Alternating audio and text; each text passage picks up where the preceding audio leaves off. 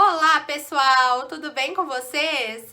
Eu me chamo Larissa, sou advogada, eu atuo na área de Direito de Família e Sucessões, com ênfase na advocacia extrajudicial e preventiva. Sou pós-graduada em Direito de Família e Sucessões pela Fundação do Ministério Público do Rio Grande do Sul. Pela Faculdade Legale, eu tenho pós-graduação em Direito Civil e Processo Civil e Direito Contratual e atualmente eu faço uma pós em Planejamento Patrimonial, Familiar e Sucessório com o professor Carlos Eduardo Maia. Eu estou aqui a convite do Edinho, que me pediu para dar essa aula para vocês. E eu gostaria muito de agradecer pela oportunidade e pela atenção, viu, Edinho? Bom, hoje nós vamos falar de contrato de namoro e suas peculiaridades. É um tema bastante polêmico, mas que eu vou tentar desmistificar um pouquinho para vocês, tá bom? Mas antes da gente entrar propriamente ali no que é contrato de namoro, nos conceitos, eu acho importante a gente fazer uma introduçãozinha. Primeiro, conceito de família. Quem sabe? É muito difícil a gente conceituar família, porque afinal de contas, família não é algo tradicional, algo fechado como antigamente, né? Antigamente nós tínhamos o pai, a mãe, um ou mais filhos. Hoje não é mais assim. A gente tem essa família, que nós chamamos de família nuclear, mas apenas 43% da população vive em uma família nuclear. É muito menos que a metade, 7% a menos que a metade. Sendo que o restante vive em famílias não nucleares. Eu posso dizer que essas famílias são desiguais? São anormais? Não, de forma alguma. Na verdade, o conceito de família é a união de pessoas. Ah, Larissa, mas e se eu quero ser sozinho na vida? Não tenho filhos, não tenho marido, o que eu faço? Você também é uma família. Não é porque você vive sozinho que você deixa de ser uma família. Então, na verdade, a gente não tem um conceito fechado de família. Nós temos os conceitos das famílias, ok? E quais são os tipos de famílias que hoje existem, né? A gente também não pode falar que é um rol taxativo, né? Porque cada dia aparece uma família nova e tá tudo bem. Nós temos a família homossexual, que é formada por duas mães ou dois pais. Nós temos a família monoparental. Nós temos a família multiespécie, que é uma família que tem pets de estimação. Cachorro, gatos, né? Nós também temos a família anaparental, que é aquela família que o irmão cuida do irmão mais novo porque os pais faleceram, certo? E nós temos uma família muito legal, que é muito frequente a gente ver isso, que é a família mosaica, que é realmente, você monta essa família. Olha só, eu me casei, tive 2 filhos e separei. E conheci uma pessoa muito gente boa que eu resolvi me juntar com ela, que tem um filho. Então, entende que eu estou juntando a minha antiga família com a antiga família dele e a gente está montando uma família? Não quer dizer que o filho desse meu marido atual vai morar com a gente? Pode ser que sim, pode ser que não, mas faz parte da família. E futuramente podemos ter os nossos. Olha que interessante. E isso é muito comum, gente. Muito, muito, muito, muito comum. Bom, então a gente falou um pouquinho aí sobre o conceito de família e os tipos de família. Aí vamos entrar um pouquinhozinho no contrato de namoro. Mas a gente precisa diferenciar união estável de contrato de namoro. Na verdade, de namoro, perdão. O que é a união estável? A união estável, ela veio com o artigo 226, parágrafo 3º da Constituição Federal. Esse artigo fala o seguinte, que é a união entre homem e mulher. ok? Com os mesmos direitos do casamento. E a união estável, ela é pública, contínua, duradoura, e prestem atenção, com a intenção de constituir família. Guardem essa informação, ok? E o namoro? Vamos entender? O namoro é uma relação pública, contínua, duradoura. Ué, professora, mas então o namoro é igual à união estável? Quase igual. Porque o namoro, você não tem o ânimo de constituir família. Eu estou apenas namorando, eu estou conhecendo, eu não tenho a intenção de constituir família com aquela pessoa. Essa é a diferença. É uma linha tão tênue, gente, tão transparente, que é muito difícil de você delimitar. Muitas vezes, alguns casais que estão namorando não sabem se estão namorando ou juntos e casados. Então, olha só que coisa engraçada. E é por isso que existe o contrato de namoro. Bom, a união estável também, ela foi regulamentada pelo artigo 1º da Lei 9.278, de 10 de maio de 1996, pelo artigo 1723 do Código Civil. E esses dois artigos falam o seguinte: é reconhecida como entidade familiar a convivência duradoura, pública e contínua de um homem e uma mulher, estabelecida com o objetivo de constituição de família. Olha só. Então, essa parte eu já expliquei para vocês. O ponto crucial é ânimo de constituir família. Agora, tem uma coisinha que eu queria falar para vocês, que na verdade não tem muito a ver com o contrato de namoro, tá bom? Que é com relação à união estável. Professora, a união estável é só entre homem e mulher? Como assim? Tá uma coisa estranha, não tá? Pois é. Infelizmente, tanto a Constituição Federal quanto o Código Civil são muito antigos, né? E aí, infelizmente, eles não falaram, tipo, a união entre pessoas. Eles não, o legislador na época não tinha esse entendimento, né? E aí colocaram entre homem e mulher. Então, infelizmente, a gente tem essa redação. Só que veio o STF em 2011 e com a DIR 4277 e fez a união homoafetiva. União estável não é a mesma coisa que homoafetiva. União estável é uma coisa, tá escrito na Constituição Federal, tá escrito na Lei de Regulamentação e tá escrito no Código Civil, no artigo 1723. União estável é a união entre homem e mulher que tem uma convivência pública, contínua e duradoura com o ânimo de constituir família. Essa é a união estável. A união homoafetiva é a mesma coisa. Porém, união homoafetiva entre pessoas, ok? Existe essa pequena diferença, não é a mesma coisa, mas tem os mesmos direitos e deveres, ok? É uma união entre pessoas que tem a convivência pública, contínua e duradoura com ânimo de constituir família. Percebe que é a mesma coisa? É a mesmíssima coisa, não muda em nada, só muda o nome, tá? Mas é importante, principalmente para quem trabalha com isso, sabe? Contrato de união estável, é muito importante, gente, ter essa visão. O que é a união estável e a união homoafetiva. Ok, então ótimo. Agora, nós vamos passar propriamente para o contrato de namoro. Quem sabe o que é contrato?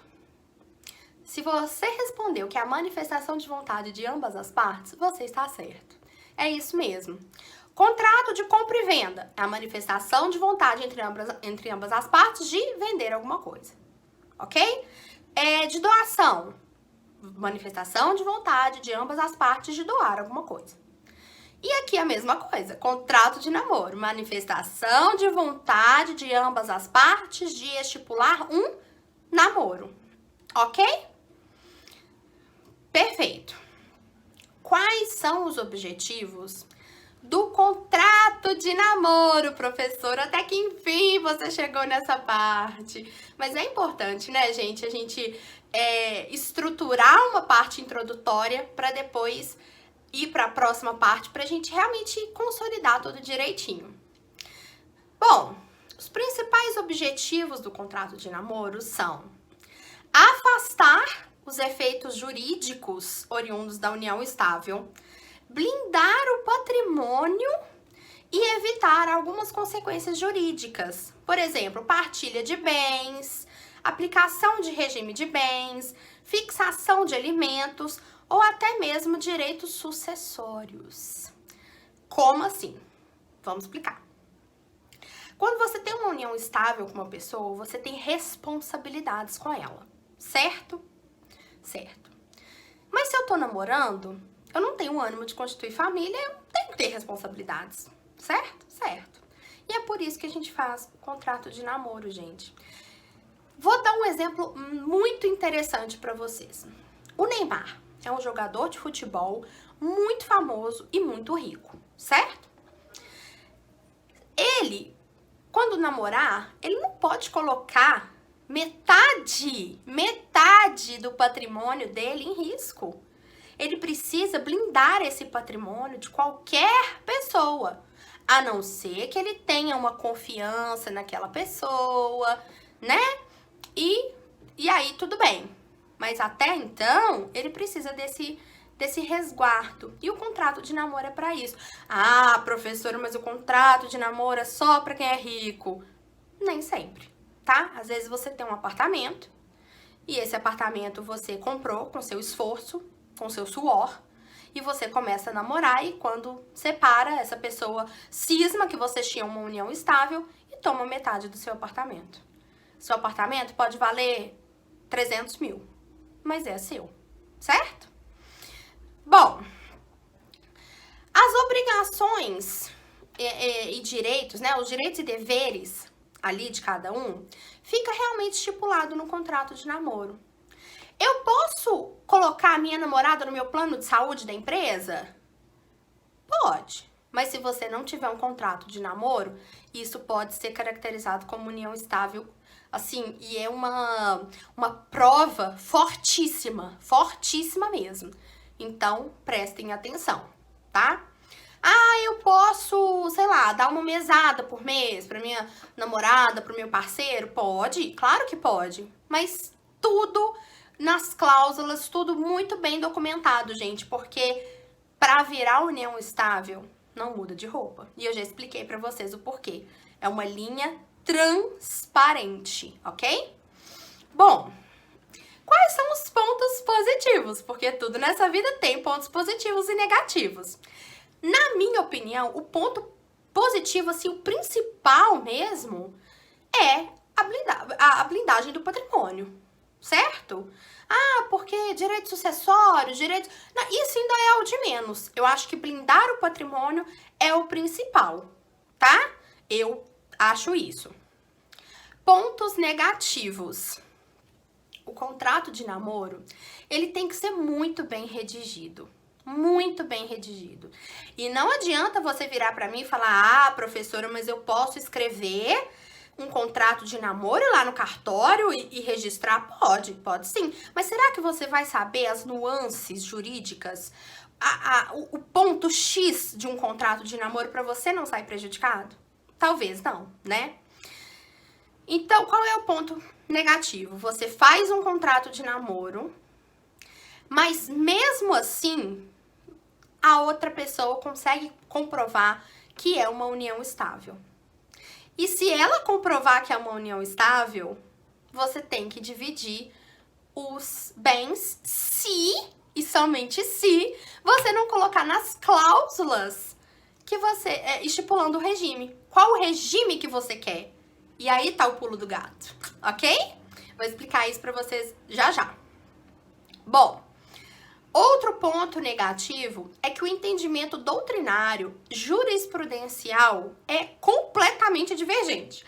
Tem alguns autores que concordam e que acham super válido o contrato de namoro, e tem outros que acham que o contrato de namoro é uma mera banalidade. Fazem por fazer, sendo que, na verdade, o que prevalece é a união estável. E sim, de fato, é a união estável que prevalece.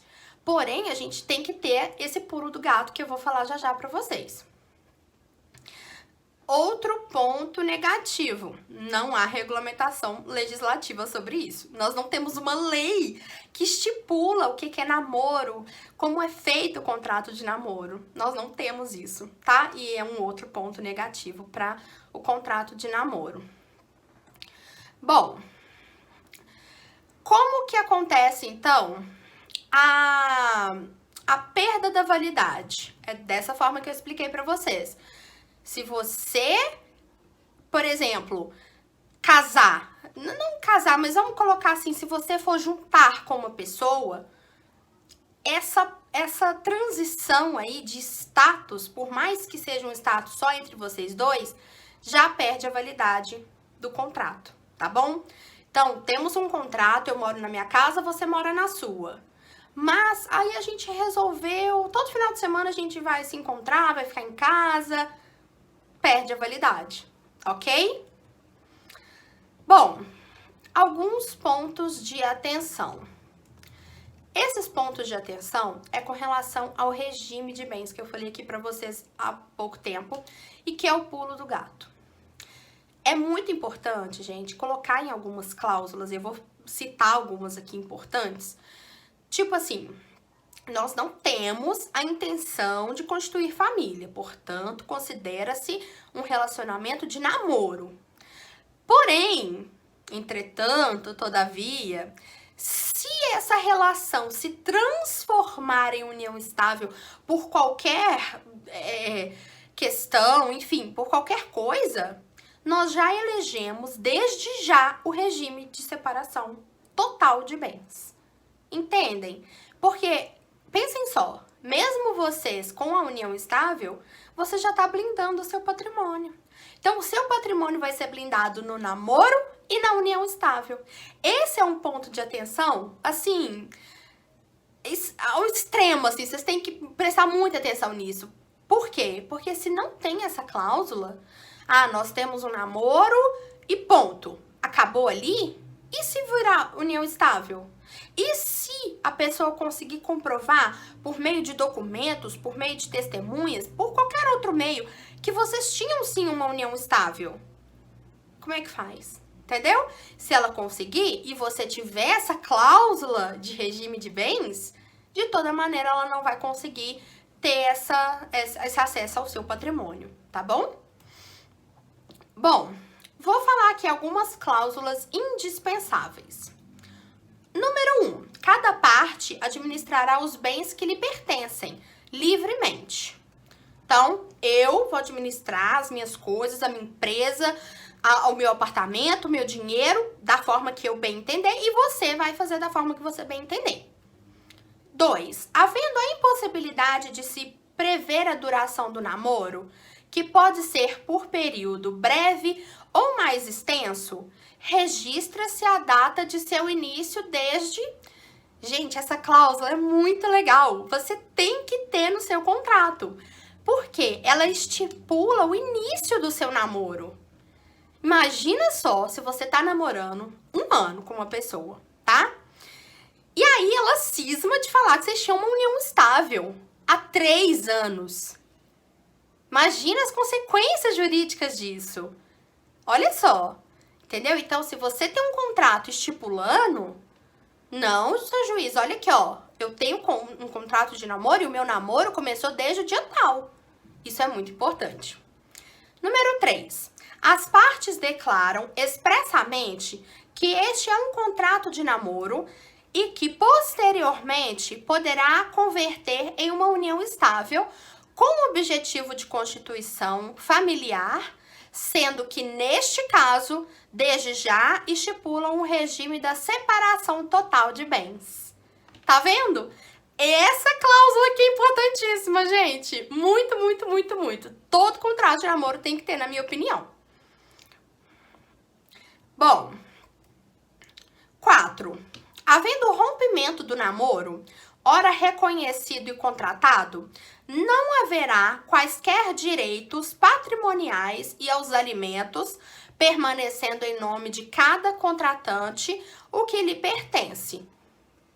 Gente, outra cláusula muito importante, tá? Havendo o rompimento desse namoro, eu não tenho que pagar alimentos para minha parceira, ok?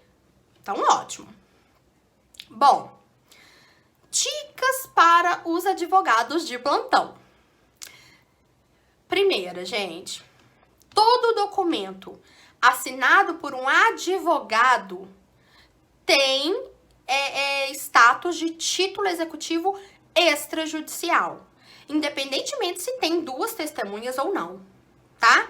Assinou pelo advogado, é extrajudicial. Então, tem que ter a assinatura de um advogado, gente. E isso também vale para as pessoas aí, ó, que querem fazer contrato de namoro sozinha, viu? Bom, assinatura de duas testemunhas também é legal ter, né? Porque aí fica mais duas provas que você realmente tinha um namoro. Qual a importância de registrar no cartório o contrato de namoro, professora? Toda a importância, gente. O contrato de namoro, ele é um instrumento particular, certo? Então, se assinou o advogado, assinou as duas testemunhas, ele já tem validade? Já. Mas eu, Larissa, eu gosto que os meus contratos também estejam registrados no cartório. Gente, é muito importante, é mais uma prova que você tem, entendeu? Não custa nada você ir e registrar, ok? Tudo bem, você paga uma taxa? Paga. Gente, mas é infinitamente menor, né? Não tem nem comparação do que, tipo, não tem a prova, ok? Então, registrem. Façam esse registro, é muito importante. Agora, sim, para os advogados de plantão. Seguinte, qual que é o valor que eu cobro para fazer um contrato de namoro? Eu vou falar o que eu normalmente penso, tá bom? Se o meu cliente tem um apartamento de 300 mil, o que é 8, 9 mil num contrato? Nossa, professora, mas 8, 9 mil é muito caro. Sim, gente, 8, 9 mil hoje em dia é muito dinheiro. Mas se comparado com 300 mil de um apartamento, para você blindar ele e realmente se resguardar, não é nada. Não é nada. Não chega nem a 10%, né? Bem menos que 10%. Então, eu acho que é um valor legal. Mas, por exemplo, pro Neymar, né? Eu tô dando o exemplo do Neymar aqui. O Neymar, o patrimônio dele é infinitamente maior que 300 mil reais. Então, eu não vou cobrar só 8, 9 mil reais, 10 mil reais. Eu vou cobrar mais proporcionalmente ao patrimônio dele. Ok? Bom, tudo que é bom nessa vida chega ao fim, não é mesmo? Então, eu estou concluindo aqui a nossa aula. Eu espero muito que vocês tenham entendido, que vocês tenham gostado. E se não, eu estou disponível nas minhas redes sociais, ok? E também no meu e-mail. Vocês me encontram no Instagram, no @LarissaSilva_ADV. E o meu e-mail, contato@larissasilvaadvocacia.com.br, ok? Bom, eu coloquei um PDF dessa aula super, mega, ultra completa lá no meu link do Instagram, na minha bio. Então, corram lá assim que vocês assistirem essa aula. Peguem esse PDF para estudar, ok? E lá também tem um modelinho de contrato. Já falo, é um modelo simples, ok? Então, você, como advogado, tem que pegar o caso concreto do seu cliente e adaptar. Bom, eu gostaria muito de agradecer ao Edinho mais uma vez por tudo, assim, pela oportunidade, por tudo, de verdade. Muito obrigada, Edinho. E é isso, pessoal. Eu fico por aqui. Um grande beijo para vocês e até a próxima!